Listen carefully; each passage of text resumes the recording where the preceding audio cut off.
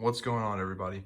Back again today to do a video, kind of a review, but also not really, on a new toy line that I guess I'm going to be collecting. As you can see, it is the Warhammer 40K line of figures from McFarlane Toys. Now, I have been a Warhammer 40K fan for over a decade now. I have a very love-hate relationship with this particular fandom, but it's more love than hate, and I tend to go through phases where I'm really into it and then phases where I'm not. But nevertheless, since I was introduced to Warhammer 40K, I have always wanted some Space Marine figures, and no one ever made them. There were the miniatures for the tabletop game, but I never really wanted to get that deep into it and really learn how to paint them and make them look nice. I'd always wanted Games Workshop to just release some pre-painted miniatures that people could buy, namely just like some of the main characters from Warhammer 40K. But now McFarlane Toys has gotten the license to do figures from the universe of Warhammer 40K. Bandai also has been making some of their own, but I think I prefer the McFarlane ones. When it comes to Japanese import figures, I feel that they are often just made really flimsy, lots of little pieces and parts that pop off, and they're meant to pop off and just pop right back on. It helps with the articulation and posability, but I would rather just have one sturdy, really well put together figure. And that's what we get with McFarlane's version of these, I want to say characters, but these aren't really characters. Right here we have two Primaris Space Marines. This guy over here, the blue one, is an Ultramarine. You can tell from his insignia on his shoulder. And while a lot of people criticize and hate on the Ultramarines for being basic, I really like the Ultramarines. They're probably my favorite Space Marine chapter. They were the first ones I was ever introduced to, and they're the quintessential default Space Marine chapter. As much as people want to hate on them for being kind of basic, if you just look at the canon and the lore of Warhammer 40K, they are arguably the best chapter. They're not the best at any. One of the ways I like to describe them to people is they are not the best at any particular form of warfare, but they are the second best at every single particular form of warfare. So they're just really well-rounded and really good. They have a really cool ancient Rome and Greece theme going to them, which I really like. So I knew right off the bat I was going to be getting the Ultramarine. Now over here we have the Blood Angel. Never been a big fan of the Blood Angel Space Marine chapter, but I don't hate the look of this figure, and I did like the weapon that he came with. Another thing that I thought was probably a purposeful choice on Todd McFarlane's part when he made these two heads, the blue helmet and the red helmet, came on opposite figures. The Ultramarine came with a red helmet, and the Blood Angel came with a blue helmet.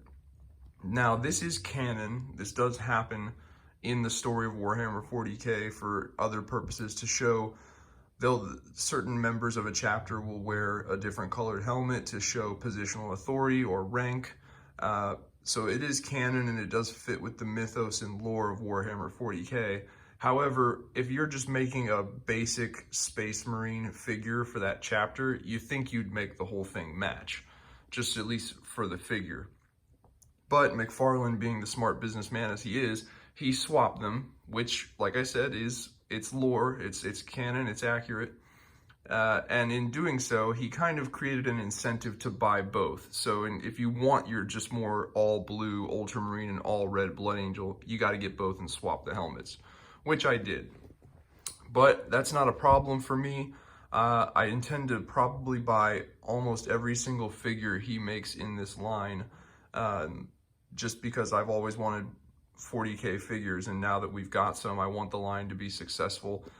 In addition to these two Space Marines, right now out there is a Adeptus Sororitas Battle Sister figure, and then there is also a Necron figure and a Blood Angels Lieutenant who is he's a bit bigger and he's got a little more detail and he's got nicer weapons. I think that one is considered more like a deluxe figure. It might be more expensive than these.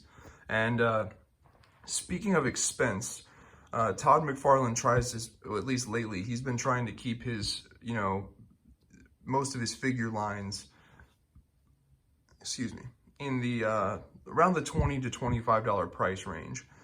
I've found both of these for around $30, which is fine. They are bigger, bulkier figures. They have more parts. They have more detail. I'm willing to pay the $30, but I'm just making sure people are aware of that. They are a bit more expensive than most of his current lines, namely like the DC Multiverse line. But in terms of just overall quality, he's absolutely killing it with these as opposed to the DC Multiverse line, in my opinion. And Todd McFarlane has always been capable of making really good toys and really good statues, really high quality more collector oriented stuff. Him and his company have always excelled at that, and these are just another perfect example of it. I cannot get enough of these. I'm so glad that we finally have Space Marine figures. I can't wait to get some more enemies, you know, orcs. Like I said, there's already a Necron out, but I'd love to get some orcs, Chaos Marines, Eldar, and he has license to do it all. He has license to do absolutely all of 40K. Now, with that being said, I get that like the first couple figures in the line are going to be, you know, what I consider like these basic unit figures. You know, this is just a standard Primaris Ultramarine. This is just a standard Primaris Blood Angel.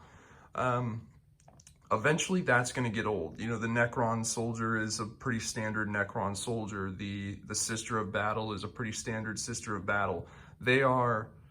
They're more like army building figures. For anyone who's familiar with like collecting Marvel Legends, there are certain figures in the Marvel Legends toy line, like the Hand Ninjas or the AIM Soldiers or the Hydra Soldiers or the Kree Soldiers.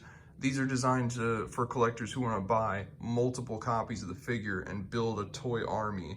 And you could, in theory, do it with these, but you're going to run out of shelf space pretty quick because they are rather big and bulky. And then on top of that, they are a little more expensive than your other average figures out there, that, you know, $30 a pop. But I had no problem buying one of each of these, and I will probably buy one of every figure in this toy line. That being said, I think after a while it would be really cool if McFarlane kind of veered away from the basic unit type figures and gave us actual characters. Warhammer 40K and the lore and the canon of Warhammer 40K is filled with a lot of interesting, cool characters, all with unique designs in their armor and weapons and stuff. So it would make really cool figures. I'm talking about, you know, let's get a Ragnar Blackmane figure. Let's get a Marnius Calgar figure. Let's get a Cypher figure. Let's get a Rabout Guilliman figure, because, you know, he's back now. Just a lot of different characters that they could do. Not just, you know, basic unit figures, but actual characters. So I hope that's the route that this line's going to go to in the future. But yeah, overall, at first, I'm really loving it. Though some of the weapons, especially on this one, and this was the very first figure released, they don't have a lot of detail on them. You know, like this gun is just all solid one color. This one came out a little bit later. And as you can see, his big plasma rifle or melta-gun, whichever one it is, it has a bit more detail to it. There's more than just one standard color. It's got the blue, so it's a bit better.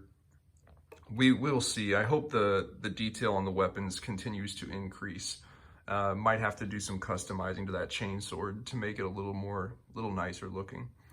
But yeah, overall, they're really good. I intend to buy every figure from this line. If you're a 40K fan, definitely recommend these for picking up. And if you're not a 40K fan, but you're really big into sci-fi and science fantasy, and you just like, or if you just like, you know, Space Marine power armor type stuff, Halo, what's another one, StarCraft, stuff like that. These are nice figures. The detail is there. The articulation is there as well as it can be, with a character like this, a Space Marine, in their big bulky suit of power armor, the articulation, the posability is automatically going to be limited. I'm not going to show off all the articulation here, but I can kind of give you an idea. He's got universal joints in the shoulders, both of them do. They're kind of limited by their big shoulder pauldrons though. Double jointed elbows, the wrists can swivel and move up and down. He's got this abdominal joint here. Legs can go a little bit forward, a little bit back, a little bit out to the sides, but not a whole lot.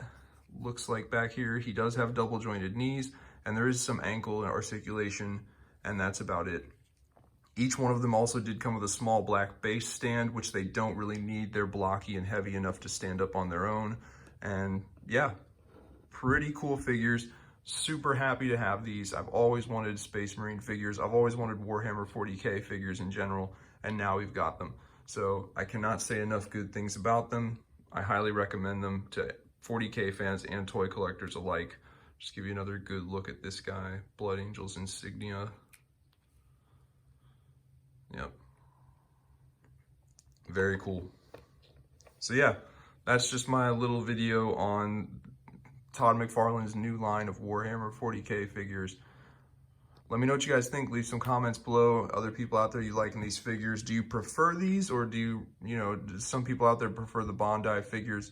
Let me know in the comments below. Check out my other videos if you like. Subscribe to the channel, and otherwise I will see you guys next time.